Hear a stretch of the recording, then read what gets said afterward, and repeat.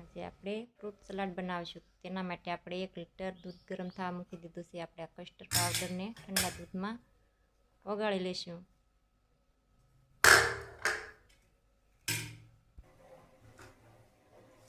આપણે અડધી વાટકી ખાંડ લઈ લઈશું. ખાંડ ઓગળી જાય ત્યાં સુધીમાં આપણે એમાં કસ્ટર્ડ પાવડર ઉમેરી દઈશું. એને આપણે સરસ મજાનું મિક્સ કરી લઈશું.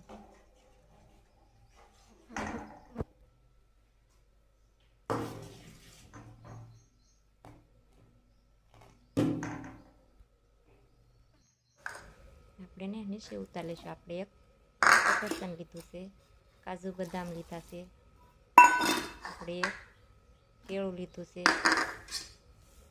એને આપણે સરસ મિક્સ કરી લઈશું. સલાડ કેવું લાગ્યું છે એ જરા કોમેન્ટ કરીને